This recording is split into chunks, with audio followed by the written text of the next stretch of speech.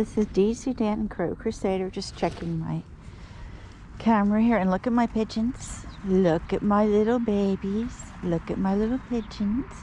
And look at my little sparrows. Look at my little babies. Aren't they cute? And Seymour's flying up ahead. Okay, let's, I'm afraid that car scared them. Let's get our little guys here. Let's take care of our little guys over here. It looks like our little trailer man, who comes with his double trailer, instead of coming at 6 o'clock, 7 o'clock, he's coming at 6 o'clock, which is very nice because he knows I'll come later and he's coming earlier. But so am I. But it's okay. Sometimes I don't see him at all, and other times I only have to wait here a few minutes. I opened this bag before I came. I think I did a good job. Let's put some out here. Get these pigeons off the road here. Look at our little sparrows. We'll put some down here. We'll also put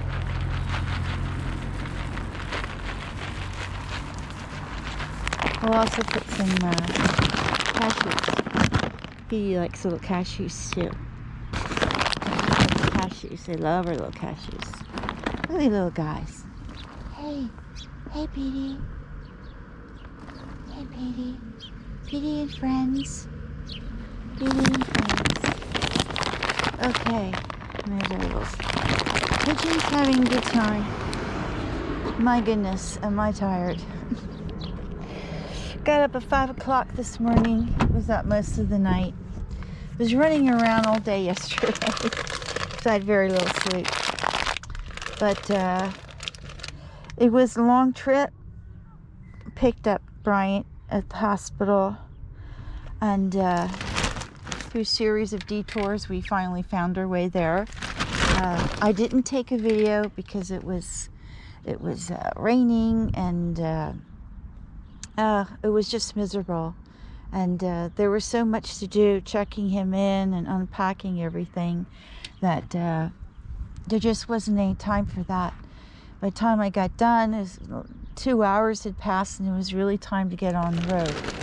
And that was another story. Coming home is a different way along the lake. And wow. They closed one of the main towns along the lake, so you had a huge detour. I mean, an hour detour out of the way, which should have taken like an hour and 20 minutes to get home. Took like 2.5 hours to get home.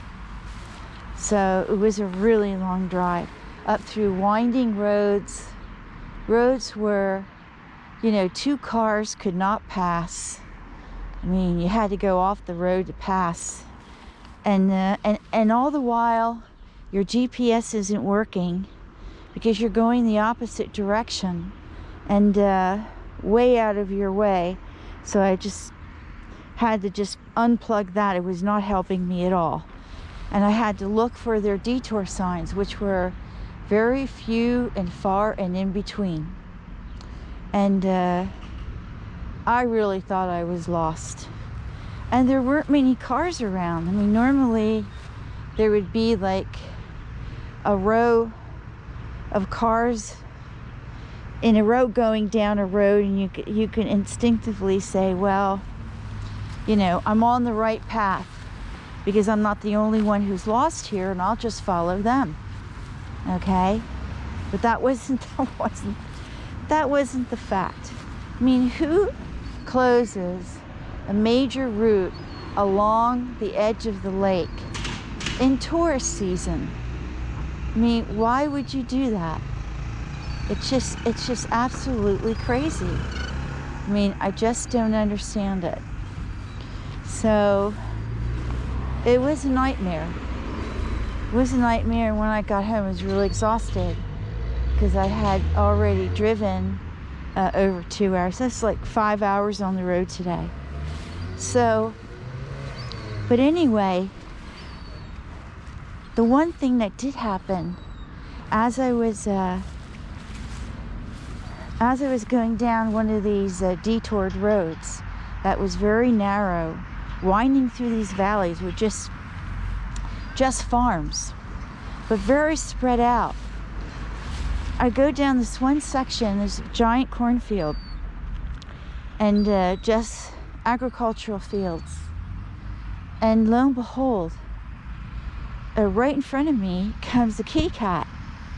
And he just sits in the middle of the road and he just looks at me. Of course, I slowed down the car and I stopped the car and he's just looking at me, standing. And he looked very beat up. He looked terrible. Starving, you know, shabby fur, dirty. He really looked like he was just in awful shape. And had I had a cage in the car, I would have tried to take him. The opposite direction was coming a truck. So as soon as the truck came, it didn't look like he was going to slow down. I jumped out of the car, and of course that scared the kitty cat, and he ran back into the cornfield.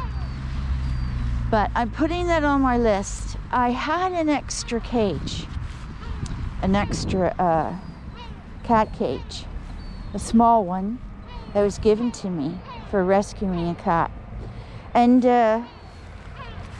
I gave it away to the animal shelter, but I'm going to buy one, a smaller cage. Well, small cage for an average sized cat. I mean, Chi-Chi's huge, so I need a bigger cage for her. And Miele's rather small, but I still got him a large cage as well, box. I guess they call it Katzenbox. In English, we call it cage. But anyway, I'm going to get one. I don't need to get super exclusive. Okay, maybe I can find a used one. And I'm going to keep it in the car. And that's just like the third time this has happened to me. And I wasn't able to get the cat. I didn't have the tools to get the cat. I have a blanket in the car. Maybe I'm going to get a piece of netting. Because obviously these cats are in such bad shape, they don't belong to anybody, or they're lost or whatever, but they need help. Bottom line is they need help. And I wasn't able to save this little kitty. I don't think he's going to make the winter. Now maybe I can try and find him again. I don't even know where that road is, but who knows? Maybe the good Lord will direct me there. But anyway, yeah, it was really something. It's like he chose, of all the vehicles to come by, chose to make himself known to me. I don't know. Sometimes I look at those things as a sign to get the cage, to do something, to be prepared to help rescue other animals, or to come back and try and look for him. Okay? So, I don't know. I'll have to talk about it and see if anyone's willing to come out there and help me. If we can see if we can find him again. So, oh, here's some more. I also have some chicken here. Look at that. Look at that Seymour. Look at the other gull there. Look at that. Beautiful. Makes a very unusual sound, doesn't he? This other gull. It's got completely different feet. I believe that's a mule gull, but I'm not 100% sure. I keep saying that. But, yeah. So anyway,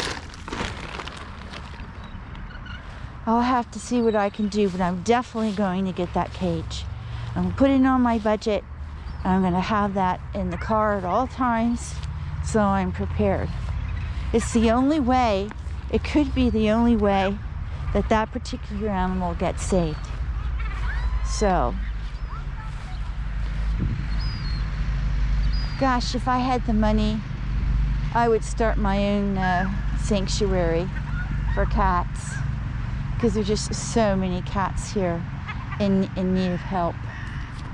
because cats are considered same status as rodents here, they don't have to be registered. People just leave them out to roam wherever and whatever. They get lost, they get run over, and the people don't seem to take care of them like they would a dog. A dog has a different status. A bird is also low on the totem pole, but so is a cat. Of course, that's not in America. A cat has to be registered and vaccinated and so forth and so on. And if you don't do that, the animal catcher comes and takes the animal away.